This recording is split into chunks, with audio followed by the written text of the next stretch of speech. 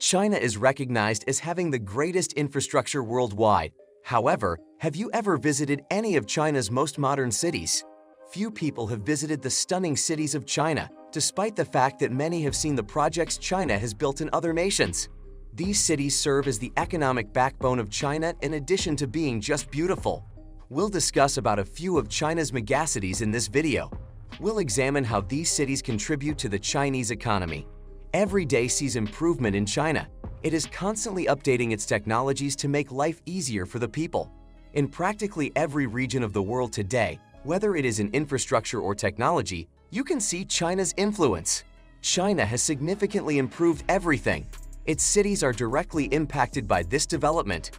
Only until you get the opportunity to travel to China's cities will you be able to truly understand how far China has come in terms of development.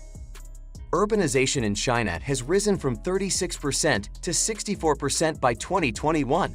There are already 400 million people living in cities, which is more than there are in the entire country of the United States. More than 65% of all people in China reside in urban areas, and these towns differ significantly from the relatively common cities you see in other nations. These megacities were expertly constructed by China, and in addition to being stunning, they are also quite powerful economically. And now we're going to take you on a tour to a few megacities in China that you might not be familiar with. More than 1 million people live in the majority of these locations. Each city has a very diverse history, yet now they all stand for China's prosperity and success. Many individuals have practically no knowledge of these cities, but once you get to know them, you'll want to go there anytime you get the chance. On the list, Shijiazhuang is first. Shijiazhuang has a $96 billion GDP. Your guy, Aka Wang, is the most well-known resident of this city. It serves as both the provincial capital and largest city of China's Hebei. Over 12 billion people call Shijiazhuang home. The province of Hebei's economic center is there. The city's prominence is due in large part to its structures and infrastructure, but it also has its industries to thank for much of that. This city not only boasts a major textile industry, but it also has the largest pharmaceutical industry in all of China. Its extensive chemical industry, industrial sector, and Shijiazhuang contribute to the city's robust economy. Negro is the second category on the list. Negroes make up roughly 9 million people. In Shanghai's southern region, black people reside. Back home. Job. The city is home to numerous exquisite antiquities. Since they date back to the Neolithic and the Mutu cultures, their artifacts represent its history. Tinigu, one of the oldest libraries in China, is located in Negro and dates back to 1561. Due to its several ports, this city is also crucial to Negro. These ports are used for commerce by China. In addition, Negro has a large number of industries, making it a significant city. Negro has a $216 billion GDP. You may find both modern areas and traditional and cultural infrastructure in this city. Hefei is third on the list. Anhui has its capital in Hefei. Not just that, along with being the biggest city in boredom, it has a population of nearly 9 million. Hefei mini-kingdoms ruled. Hefei is one of the most well-known judges in Chinese history.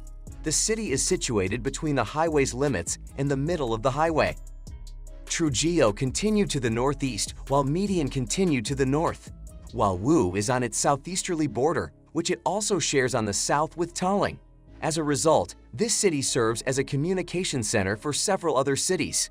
Therefore, with a $168 billion GDP overall, it is a highly significant city in China. On the list, Jinan is fourth. The provincial capital of Shandong is Jinan. Jinan has several stunning seaside locations. It features several cutting-edge temples and museums that draw plenty of tourists. Natural springs are a major draw for visitors to Jinan. About a Spring is one of its most lovely springs. The City of Springs is a common nickname for this city. In addition, Jinan is listed as one of the top 40 cities in the world for scientific research.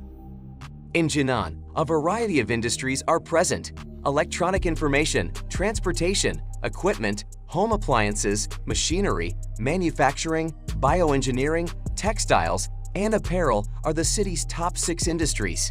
As a result, China produces a large number of commodities that are shipped throughout the world. The city has a population of around 9 million people and a GDP of about 168 billion. Chinatown is the fifth city on this list. The Chinese province of Jinan has Junction as its capital. This city is significant to China because it represents its past. There is also a puppet museum called the Manchurian Palace, created to seem like the historic residence of China's last emperor. In June, there are several outdoor sculptures can be seen.